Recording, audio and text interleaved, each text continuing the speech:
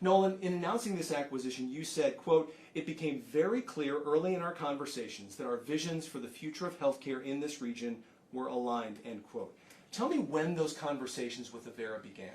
Yeah, you know, this process, which doesn't happen overnight, it started last February, actually, when we had our first conversation. That conversation led to board conversations internally at CNOS and actually led to due diligence phases and all these different things that, as you vet out a partner in this business, that you have to go through. So last February it started.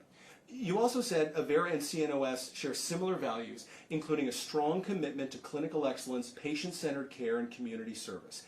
How important was it to find another organization that shared those values? Yeah, when we started this process, it was all about elevating what's possible for the patient. And that was really the central core of who we were looking for in a business partner.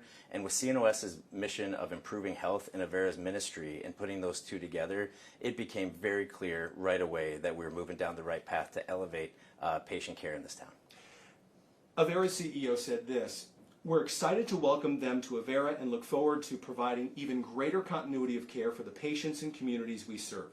Are you aware of any redundancies by way of this acquisition that could result in changes here at CNOS in the future? You know, when we also looked at this process, you know, economic impact and footprint of CNOS in this community, and also all of our employees ensuring that they have gainful employment, was of the primary importance for us. And so right now, this transition, everybody's crossing over. We all have things to do, just like we did tomorrow, today, and it's going to be great.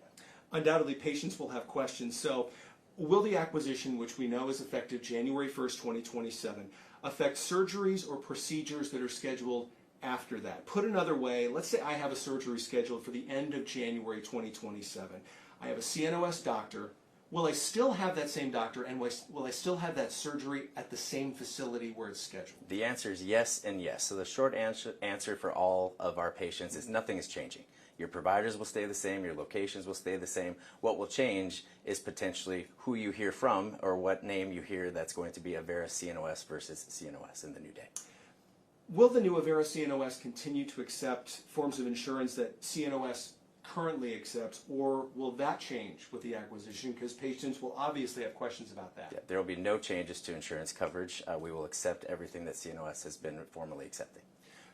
If you were writing the headline for this story on our website for tomorrow morning, or for the newspaper tomorrow morning, what would the headline say? You know, it would probably say a couple of different sentences, Matt. I would say that this is a monumental day for CNOS as an organization. I would say this is a transformational day for healthcare in the region. And I would say this is a generational type transaction that will benefit our families and our kids' families for years and years to come. CNOS CEO Nolan Lubarski. Nolan, thanks for the time. We appreciate it. Thank you.